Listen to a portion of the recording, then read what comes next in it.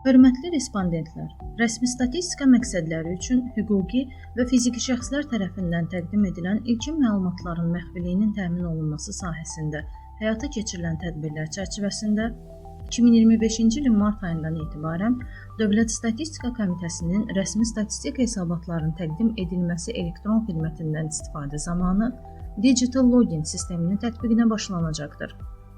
Rəsmi statistika hesabatların elektron imza və ya asan imza ilə təqdim olunması üçün Dövlət Statistika Komitəsinin internet səhifəsinin elektron xidmətlər bölməsindən rəsmi statistik hesabatların təqdim edilməsi elektron xidmətinə daxil olaraq təqdim ediləcək hesabat formasını seçdikdən sonra Digital Login vasitəsilə davam etmək düyməsini sıxıb, açılan pəncərədən asan imza və ya elektron imza hissəsini seçin.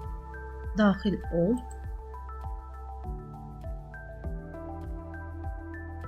Tələb olunan kod yığıldıqdan sonra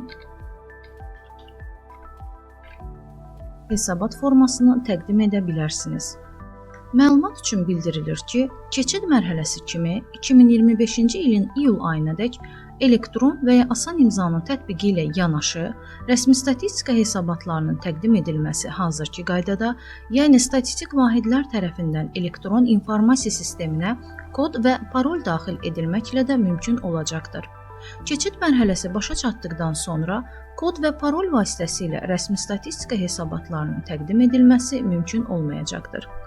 Qeyd olunanları nəzərə alaraq rəsmi statistika hesabatlarının elektron və ya asan imzadan istifadə etməklə vaxtında təqdim edilməsi üçün hazırlıq işlərinin görülməsi sizdən xahiş olunur. Rəsmi statistika hesabatlarının təqdim etmə müddəti bitdikdə, rəsmi statistik hesabatların təqdim edilməsi elektron informasiya sisteminə giriş bağlanacaq və müvafiq məlumatların təqdim edilməsi mümkün olmayacaqdır.